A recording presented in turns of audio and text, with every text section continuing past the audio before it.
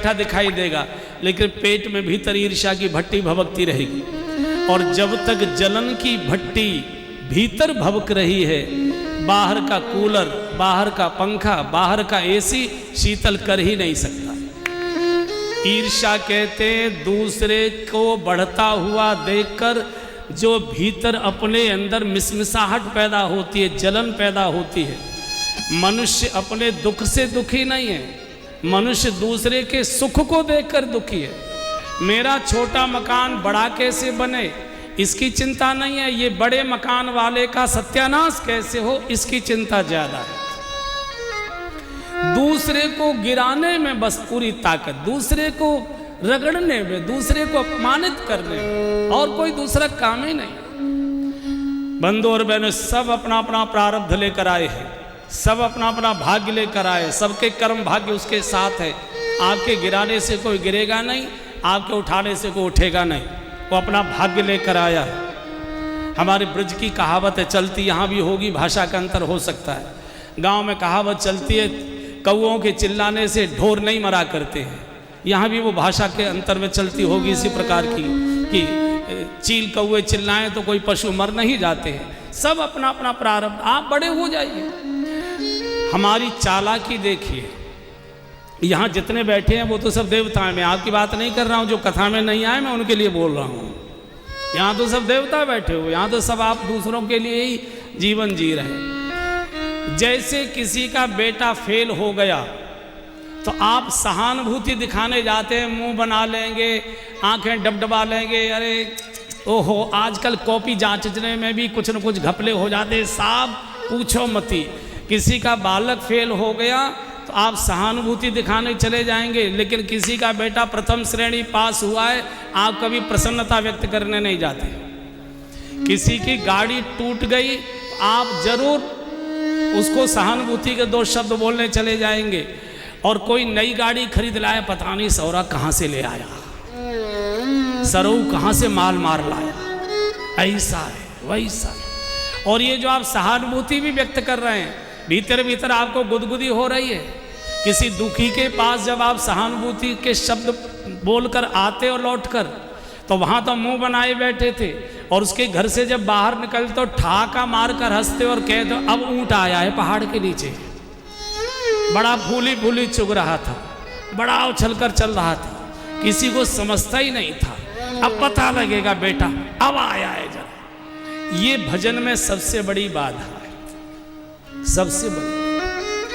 आपके सामने किसी की कोई निंदा करे, आलोचना करे, तो आप कभी प्रतिवाद नहीं करते, नहीं नहीं आप नहीं जानते, हम जानते, बहुत अच्छे आदमी, आप गलत कह रहे हैं। आप कभी नहीं, किसी की बुराई कोई कर रहा हो आपके पास बैठकर, आप कभी मना नहीं करेंगे।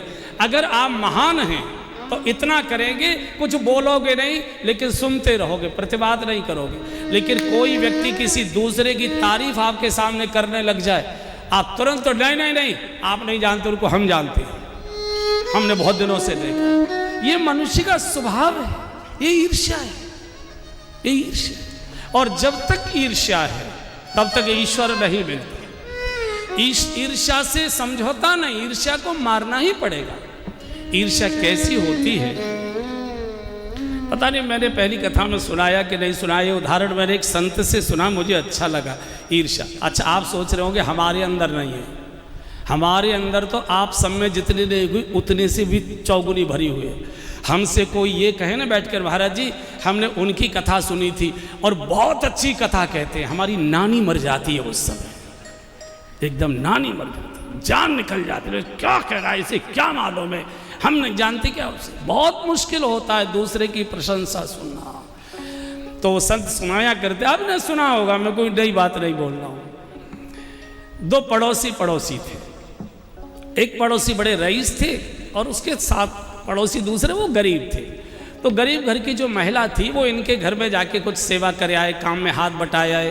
तो वो जो बड़े घर की महिला थी वो कुछ बचा हुआ भोजन सब्जी दे देती थी, बच्चों के उतरे कपड़े दे देती थी, अपनी साड़ी दे देती थी। ऐसे करके इसने मेहनत मजदूरी से अपने बच्चे पढ़ा लिए, और इसके बच्चे पढ़कर कोई इंजीनियर हो गया, कोई MBA हो गया, कोई बड़ी कंपनी का डायरेक्टर हो गया। और जो रईस ज़्यादा थे इनका बच्चों पढ़े लिखे नहीं, बाप की कमाई पर सब बिगड़ गए।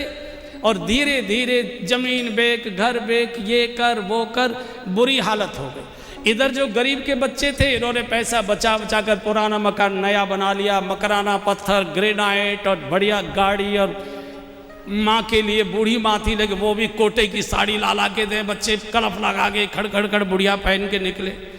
अब ये जो रईस थी इनकी नानी माँ मरी, इनको जलन हो, मेरे टुकड़ों पर पली और देखो मेरे सामने कैसे पल्ला कर करके चलती। आपने माताओं को देखा है? माताओं को देखा है? माताएं जब वो पहनती है ना कोई सोने का जेवर, तो वो सोने का जेवर अंदर पहनना चाहिए, चेन पैंडल जो कुछ है वो शरीर को टच होना चाहिए, वो सबसे ऊपर लटकाएंगी सबसे ऐसे। और आप देखिए, हमने तो दिल्ली में देखा है, दिल्ली में भी शादी होंगी दिसंबर जनवरी में। दिल्ली की शादी कभी जून जुलाई में नहीं होती, दिसंबर कड़कड़ाती ठंड। और कहाँ हो रही है? रजोकड़ी।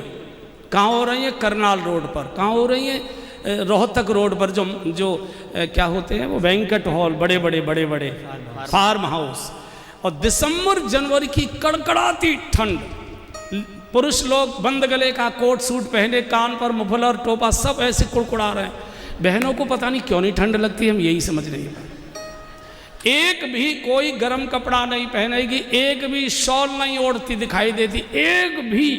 और कड़कड़ कड़कड़ ठंड पड़ रही है। अच्छा, शॉल सबके पास रहता है पश्मीना का, ऐसा नहीं कि नहीं रहता, वो ऐसे गले में ऐसे कंधे ऐसे तिरछा लटका लेंगे ऐसे, बस। और क्या करेंगी? महिलाओं की ओर चलेंगी, बस। काय के लिए? काय के वो मेरे पैंडल को सामने वाली देख ले, बस, और कुछ नहीं। तो और वो इसलिए नहीं कि मेरा बहुत अच्छा है इसलिए दिखा रही है, वो उसे इसलिए दिखा रही है, जला रही है कि ये यहाँ से जाए और अपने पति पर चढ़ बैठे जाके कि तुमने मेरे लिए कुछ नहीं किया। तो ये जो थी, कभी कभी बेचारी बूढ़ी मैया पल्ला सरकाए तो उसको लगे कि अपना पैंडल मुझे दिखा रही है। इसने अपने पति को कहा, देखो जी ये मेरे टुकड़ों पर पली है, मैं जानती हूँ, और देखो मुझे ये दिखाती है इतनी बढ़िया बढ़िया साड़ी पहनकर, गाड़ी में बैठेगी 4 बार खामखा खिड़की खोलेगी बंद करेगी ताकि मैं सुन लूँ कि गाड़ी बजा रही। या तो इसका सत्यानाश कराओ। कैसे हो सकता है? बोले यंत्र मंत्र तंत्र चौकी हड़िया कुछ भी चलवाओ, हम नहीं जानते, इसका कुछ भी सत्यानाश करो, मैं इसे देख नहीं सकती। बोले कोई बात नहीं, सब अपना अपना भाग्य होता है। अब पुरुष तो सीधे होते ही हैं बेचारे। बोले नहीं, मेरे साथ रहना है, मेरे साथ चलो, क्या करो? कुछ भी करो, यंत्र मंत्र, इसका भट करो। चल दिया बेचारा। कहाँ का था? बैदुली का तो नहीं था, यहाँ खड़गपुर का था। खड़गपुर का तो कोई आया नहीं होगा। तो खैर वो खड़गपुर से आगे का था, यहाँ का नहीं। एक आधा खड़गपुर का ही बैठा होगा ना कोई ना कोई। हाँ, तो गया, एक महात्मा जी मिल गए, झाली वाले मंदिर से आ रहे थे। इसने दंडवत प्रणाम किया। बोले गुरु जी कृपा कर दो। क्या कर? बोलो कोई देवता बताओ जो जल्दी सिद्ध हो जाए।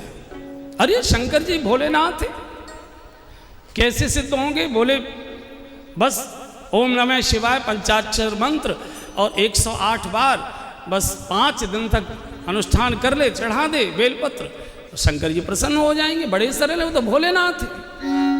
बैठ गया मंदिर, शिवालय भी मिल गया पास में, है ना अपना शिवालय है ना, संकट हरण कौन से है?